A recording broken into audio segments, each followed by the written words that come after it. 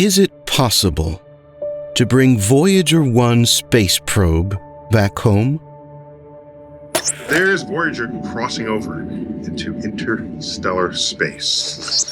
It's the farthest thing we've ever sent anywhere. Voyager accomplished its mission so brilliantly, and now goes on. With the sounds and heartbeats and whale sounds and all the different languages of the world. Hello from the children of planet Earth. My name's Nick Sagan. I'm the son of Carl Sagan, and in the 70s I recorded Hello from the Children of Planet Earth for the Voyager Golden Record. Dad would be enormously proud. It would be a great celebration. It's an amazing accomplishment.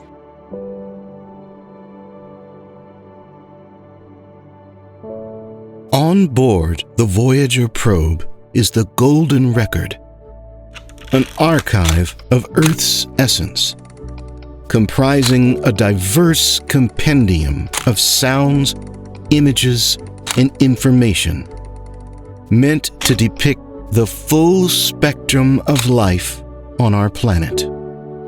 Basically, everything we'd want intelligent life out there to know about us, including our exact pinpoint address in the universe. Humanity holds the optimistic view that the wealth of information contained in the records may one day be deciphered by beings from beyond our planet, leading to communication and a possible exchange of knowledge. Or at the very least, the records should serve to inform such life forms of our existence in the vast expanse of the very same universe they live in. On the contrary, some individuals argue that the absence of tangible evidence for extraterrestrial life, despite the vast expanse of the universe, implies a deliberate reluctance on the part of alien civilizations to interact with humans or other species. These proponents question why humans are the only species actively seeking contact, and suggest that the potential risks and consequences of such endeavors have been overlooked. It is conceivable that previous attempts by extraterrestrial civilizations to communicate with each other may have resulted in catastrophic outcomes, such as large-scale conflicts of which we remain oblivious. Their theory is not entirely baseless, as evidenced by historical examples of human interactions with new lands, peoples, and species. The arrival of Christopher Columbus in North America, for example, had disastrous consequences for the indigenous population. Throughout the annals of history, humans have often demonstrated a tendency to conquer and exploit foreign territories and resources. So if aliens that find Earth are anything like humans, it's most likely going to end very badly for us. While there is no concrete evidence of a galactic conflict that has taken place during our existence, the idea that broadcasting sensitive information into the cosmos could attract energy-hungry extraterrestrials who seek to ascend the Kardashev ladder at any cost is a plausible scenario to consider. Maybe the idea of trying to establish first contact wasn't a great idea after all. If those who support this theory succeed in persuading NASA to retrieve the Voyager probes, it would undoubtedly be one of the most monumental retrieval missions in human history. Although there exist numerous physical messages sent into space by humans, for the purpose of this discussion, we will limit our focus to the Voyager probes. To begin with, the Voyager spacecrafts were launched in 1977 and have been traveling into the depths of space since then, making them the furthest man-made objects away from their home, that is, the Earth. Currently, these probes are situated a staggering 24 billion kilometers or 14 billion miles away. To retrieve these probes, one must not only match their speed, but surpass it, requiring the development of cutting-edge technology to actually catch it in a reasonable amount of time. Voyager 1 has attained what is referred to as the escape velocity, meaning that it is no longer constrained by the gravitational pull of the Sun. It is hurtling away from Earth at a velocity of 17 kilometers per second, or 10.5 miles per second, which, to put it into perspective, is fast enough to circumnavigate the Earth in just under 40 minutes. The average flight from Las Vegas to Los Angeles, the most popular domestic route in the United States, takes over an hour to complete, traveling at a sluggish 0.25 kilometers or 0.15 miles per second, a mere fraction of Voyager 1's speed. The Saturn V rocket, which ferried humans to the moon, had a launch speed of roughly 7 kilometers per second, or 4.3 miles per second. Still less than Voyager's velocity, but now we're getting somewhere. Currently, the title of the fastest man-made object belongs to the Parker Solar Probe, launched by NASA from Cape Canaveral, Florida in 2018. The Parker probe can accelerate at a breathtaking velocity of 190 kilometers per second or 120 miles per second, equivalent to a staggering 0.06% of the speed of light. The probe reached this breakneck pace by performing several gravity assist maneuvers, capitalizing on the gravitational pull of Venus. Should NASA be able to maintain a consistent top velocity, it could feasibly bring back the Voyager 1 probe in under a decade, or perhaps even 20 years if the Parker-like probe were to operate at half its capacity. But of course, simply launching the Parker probe aimlessly into the vast obviously won't work. Accurate knowledge of the exact location and coordinates of the Voyager 1 probe is necessary to intercept it. NASA currently relies on a complex communication system to contact Voyager 1. This system involves transmitting location requests from Earth to the probe using radio waves with a power output of 20 kilowatts, a signal that takes almost 20 hours to reach the sensitive antenna of the spacecraft. Upon receiving the signal, Voyager 1 responds with its location using a weak 20-watt signal. However, the distance traveled through space causes the signal to weaken significantly, making it almost undetectable by the time it reaches Earth. To detect the signal, NASA employs the Deep Space Network, which consists of 3 antenna complexes, each with a massive 70-meter antenna and multiple 34-meter antenna that can be combined to pick up signals thousands of times weaker than standard FM radio signals. The Deep Space Network spends several hours every day listening for faint signals from Voyager 1. And despite the signal's weakened strength, it continues to communicate with us.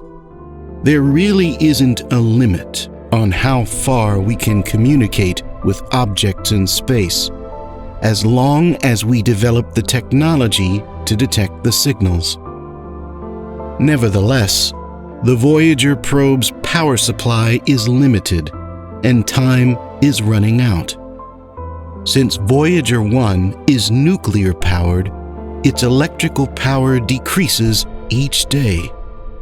In 1990, to conserve power, engineers turned off the spacecraft's camera after Voyager captured the iconic pale blue dot image, which depicted Earth as a tiny blue dot against the vast expanse of space.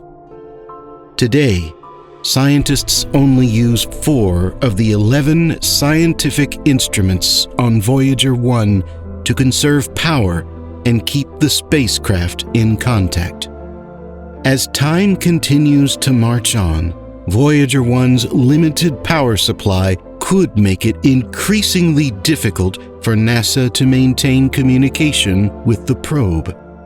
In as little as 3 to 4 years, as the final grains of sand slowly trickle down the hourglass of time, the days are numbered for Voyager 1. With each passing moment, its nuclear power dwindles and its scientific instruments weaken until it will ultimately send its last transmission and fade away into the eternal void of space, forever silent and alone.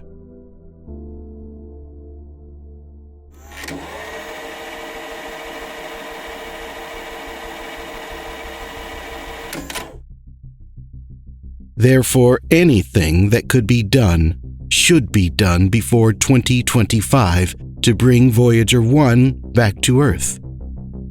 To do so, NASA or another space agency must develop an ingenious machine that could effectively attach to Voyager 1, reduce its speed, and safely transport it back to Earth. Fortunately, NASA has already devised an on-orbit servicing system for their orbiters, a sophisticated spacecraft servicing technique that involves capturing, repairing, and upgrading spacecraft while in orbit. This groundbreaking system, which can be carried out by a combination of robots and astronauts, was even used to repair the Hubble telescope.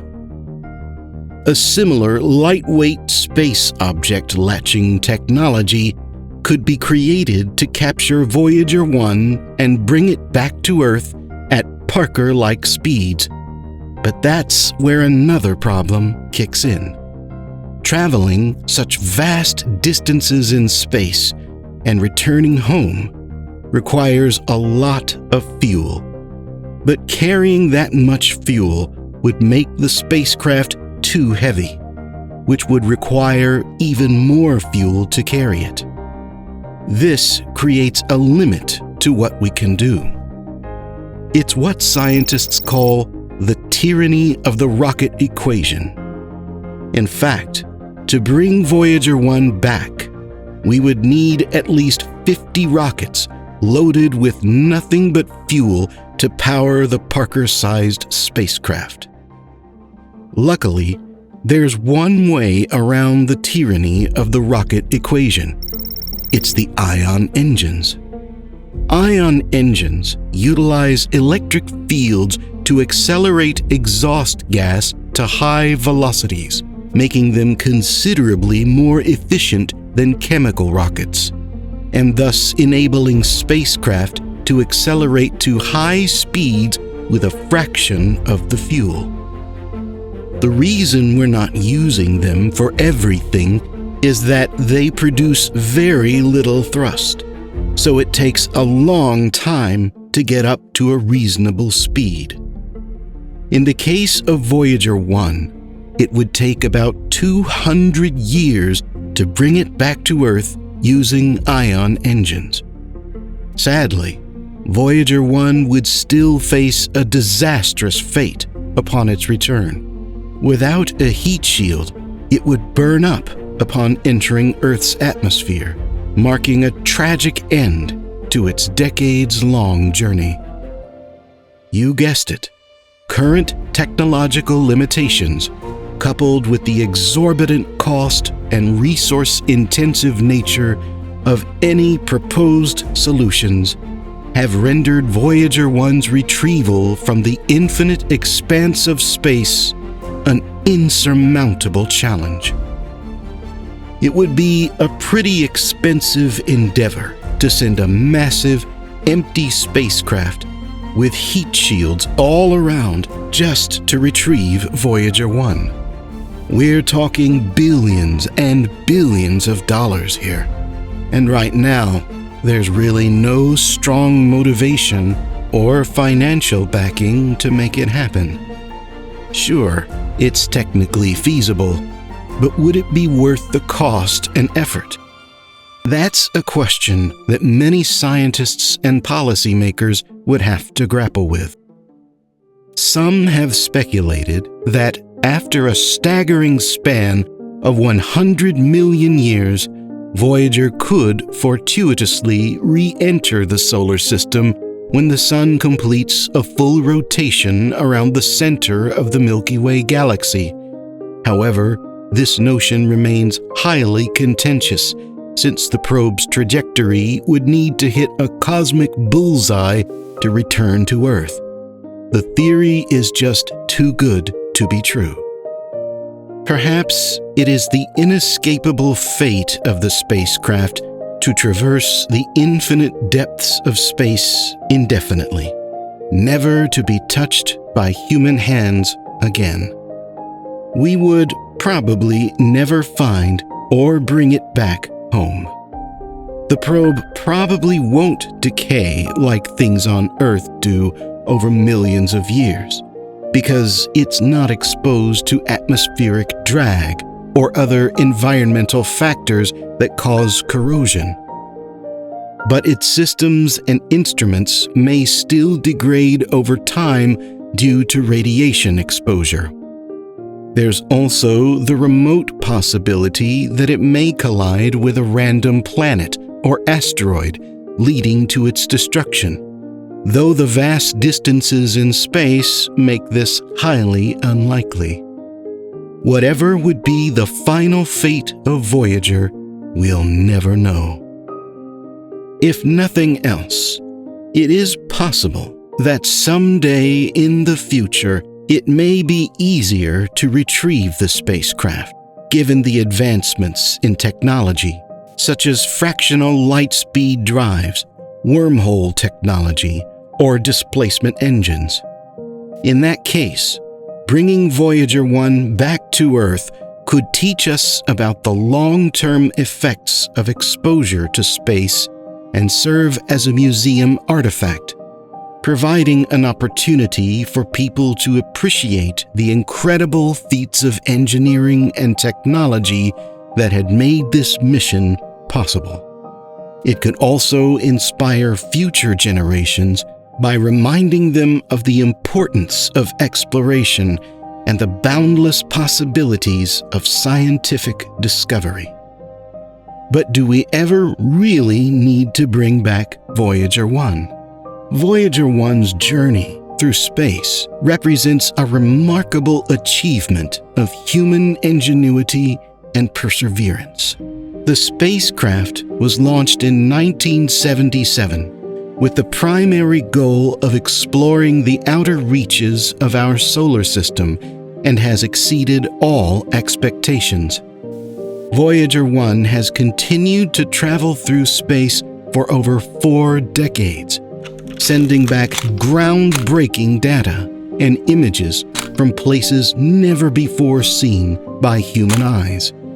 Like the family portrait of the solar system, it's easy to see why many people believe that the spacecraft should be left alone to continue its journey through space, to tell intelligent life forms out there that, yes, we exist, or we have existed. The probe serves as a motivation for future generations of what the older generations were capable of. Even if humanity dies out, Voyager 1 will remain as a testament to our existence. For me, Voyager 1 is a symbol of our species that had a curiosity and desire to explore. What does Voyager 1 mean to you? Let me know your memory of Voyager 1 in the comments below.